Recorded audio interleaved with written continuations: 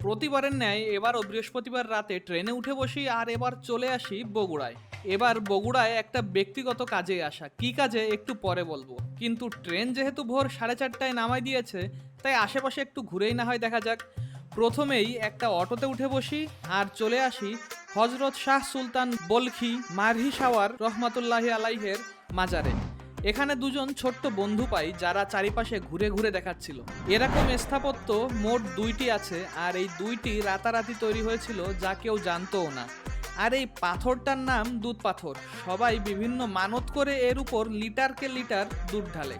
বগুড়ার মানুষজন বলতে পারেন একটু নবাবী, কারণ এরা ভ্যানের উপর সোফা লাগায় বসে। তো আমিও এতে চড়ে বসি আর চলে আসি গোবিন্দভিটা ও মহাস্থান জাদুঘরে। কিন্তু এই দুইটাই 9টার আগে খোলে না। এখানে আসলে টেসলার এই প্রজাতির দেখা মিলবে যাতে করে সবাই চলাচল করে।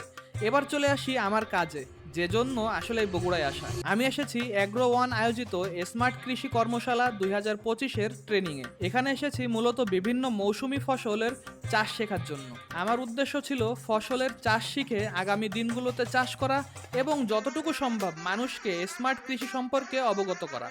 এখানে এসেই প্রথমে তাদের পক্ষ থেকে নাস্তা দেওয়া হয়, আর এরপরই ভালো ছাত্রের মতো লেখাপড়ায় বসে পড়ি।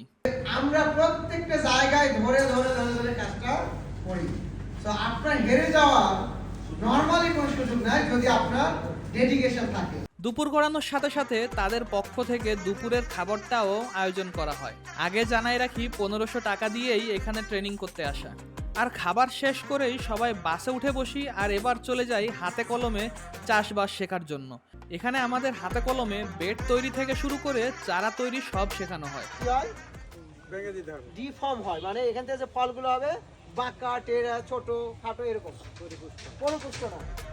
এবার ফেরার পালা, কিন্তু বগুড়ায় এসেছি অথচ দই খাবো না তা তো হয়ই না। তাই দই কিনে একটা বাসে উঠে বসি আর ফিরে যাই আমার বাসার উদ্দেশ্যে। ভিডিও শেষ করার আগে বলতে চাই, চাকরি না পেয়ে হতাশ না হয়ে সবার উচিত আধুনিক এবং স্মার্ট উপায়ে কৃষি করা। নিয়ম মেনে চাষ করলে এখান থেকে ভালো অর্থ উপার্জন করা সম্ভব। এরকম আরও ভিডিও পেতে ফলো দিয়ে আমার পাশে থাকতে ভুলবেন না।